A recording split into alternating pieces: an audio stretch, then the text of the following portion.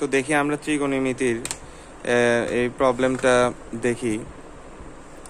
তো দেখেন এই ত্রিকোণমিতির প্রবলেমটাতে এখানে আমাদের মান চাইছে, তাই না? একটা জিনিস খেয়াল করেন, দেখেন এখানে মাইনাস আছে না, মাইনাসের এই পাশে আছে কস, এই পাশে আছে সাইন, প্লাসের এই পাশে আছে কস, এই পাশে সাইন। মাইনাস প্লাসের এই দুই পাশে একই অনুপাত হওয়ার কথা ছিল না? অর্থাৎ মাইনাসের এই পাশে যদি কস হয় তাহলে এখানেও কস হতো, প্লাসের এই পাশে কস হলে এখানেও কস হতো, অথবা এই পাশে সাইন হলে এখানেও সাইন হতো, এই পাশে সাইন হলে এখানেও সাইন হতো। বাট এরকম নাই। বাট এই জন্য আমাদেরকে এখানে কোনো শর্টকাট আপাতত মনে পড়ছে না, বা আমি জানিও না। তো আমরা যে কাজটা করব, আগে আমরা প্লাস মাইনাসে এপাশ ওপাশ অনুপাতটা সেম করে নিব। তো কিভাবে করতে পারি, আসেন ম্যাথ তুলি আগে। cos 10 মাইনাস হচ্ছে যে তোমার sin 10 ডিভাইডেড বাই হচ্ছে, আচ্ছা ডিভাইডেড বাই হচ্ছে যে cos 10 প্লাস হচ্ছে যে sin 10। ওকে, তো আমরা আর কি অনুপাতটা প্লাস মাইনাসে এপাশ ওপাশ অনুপাতটা সেম করে নিই। cos 10 ই রাখলাম। এটাকে কি লিখতে পারি বলেন তো? sin 10 কে কি লিখতে পারি? cos 90 মাইনাস 10, তাই না? 90 মাইনাস 10 যদি লিখি তার মানে এটা sin 10 ই হয়ে যাচ্ছে প্রথম চতুর্ভাগে। এটা দেখেন cos 10 প্লাস, আমি সব কজেই নিয়ে গেলাম। এটা কি লিখতে পারি? এটাকেও লিখতে পারি cos 90 মাইনাস 10, ঠিক আছে? cos 90 মাইনাস 10 লেখা যায়। আচ্ছা, এখন আমি হিসাব করি cos ধরো 10 মাইনাস cos 80, তারপর হচ্ছে যে cos 10 প্লাস হচ্ছে cos 80। ওকে, তো উপরে হচ্ছে যে কিসের সূত্র? উপরে cos c minus cos d এর সূত্র। সেটা কি ছিল? 2 sin, হ্যাঁ, cos c minus cos d সূত্রটা কি ছিল? 2 sin c plus d by 2, অর্থাৎ 90/2 মানে 45, ঠিক আছে? sin, এবার হচ্ছে d মাইনাস c বাই 2, হ্যাঁ, d মাইনাস c বাই 2, তাহলে d মাইনাস c 70, এটাকে 2 দ্বারা ভাগ করলে 35। cos c plus cos d সূত্র কি ছিল? 2 cos c প্লাস d 90/2 মানে হচ্ছে যে 45, তারপরে হচ্ছে যে cos c মাইনাস d, হ্যাঁ, cos c মাইনাস d। এখন cos এর মধ্যে দেখেন এখানে নেগেটিভ চলে আসছে, সো নেগেটিভ cos খেয়ে নেই, ঠিক আছে? আচ্ছা, তাহলে cos c মাইনাস d মানে 70ই ধরো, 70কে 2 দ্বারা ভাগ করো, c minus d by 2, so 35। তো 2 sin 40 আর 2 cos 40 কাটা, কারণ sin 45 আর হচ্ছে cos 45 এর মান 1/√2। তাহলে sin আর cos আছে, তাহলে এটার অ্যান্সার হবে tan 35। তো আমরা মানে অনেক কিছু স্কিপ করতে পারি, আমি বোঝানোর ক্ষেত্রে একটু বড় করে করে দিয়েছি। তো answer C is the correct answer. এখন হচ্ছে যে আমরা দেখি, দেখো এটা আমরা কিভাবে করতে পারি এই প্রবলেমটা। তো দেখো এখানে 1 প্লাস tan 25, নিচে আছে 1 মাইনাস tan 25, এখানে একটা সূত্রে যাচ্ছে না? 1কে আমরা কি লিখতে পারি? tan 45 প্লাস হচ্ছে যে tan 25। ওকে, আর নিচে কি লিখতে পারি?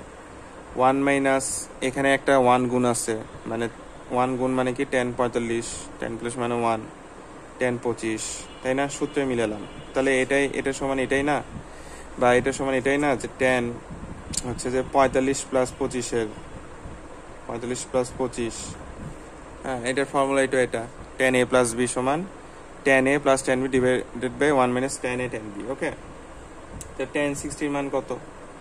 tan 60, সরি, এটা 45 আর 25 যোগ করলে হয় হচ্ছে tan 70।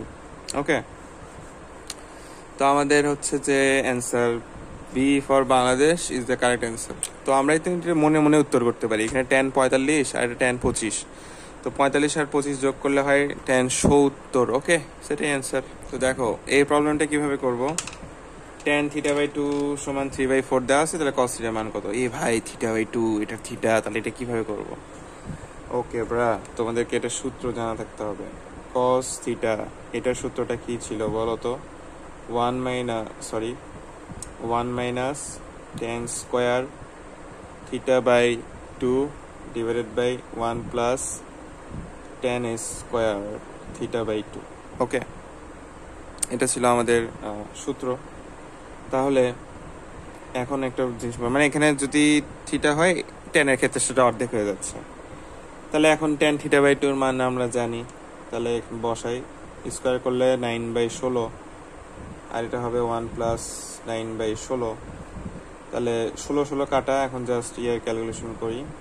16 থেকে যদি 9 বাদ দেই তাহলে কত থাকে? 16 থেকে 9 বাদ দিলে উপরে থাকে 7, আর 16 আর 9 যোগ করলে কত থাকে? 25। ঠিক আছে, ঠিক আছে। তাহলে 7/25 ইজ দ্য কারেক্ট অ্যান্সার। এটা হচ্ছে আমাদের সূত্র। ঠিক আছে, তো tan থিটার ক্ষেত্রে কিভাবে লিখতে পারি? tan থিটার ক্ষেত্রে কি কোনো সূত্র আছে? আচ্ছা, tan থিটার সূত্র আছে একটা, হচ্ছে যে এই যে 2 tan θ/2 ডিভাইডেড বাই হচ্ছে যে 1 মাইনাস tan স্কোয়ার θ/2, এটা একটা আছে। আরেকটা আছে, সেটা হচ্ছে যে tan স্কোয়ার থিটা। এটার সূত্র হচ্ছে যে 1 minus cos 2θ divided by 1 plus cos 2θ। যদি শুধু tan থিটা বের করতে চাই তাহলে এটা হচ্ছে রুট ওভার করে দিতে হবে। এই যে ব্যাপারটা এরকম, এখান থেকে আসছে। cos θ হলে এখানে তোমার হচ্ছে যে tan অর্ধেক হচ্ছে। এখন tan আর cos ইন্টারসেকশন, মানে তাদের অবস্থান চেঞ্জ করছে। তো tan স্কোয়ার থিটা এই জায়গায় গেছে, cos θ এর জায়গায় চলে গেছে। তো সূত্রগুলো একটু মনে রাখবো। তো এখন এইটা প্রবলেমটা বলছে যে এ ও বি দুটো সূত্র কোন, সাইন এর মান দেওয়া আছে, cos b এর মান দেওয়া আছে, cos a প্লাস b এর মান কত। তাহলে cos a প্লাস b এর সূত্র কি সেটাকে দেখি। cos a cos b minus sine A sine B, এটাই ছিল সূত্র। ওকে, এটা সূত্র ছিল। তা আমাদের cos b আমরা জানি, হ্যাঁ, আমাদেরকে সাইন বিটাও বের করতে হবে। এখানে সাইন এ আছে, cos a ওটাও লাগবে।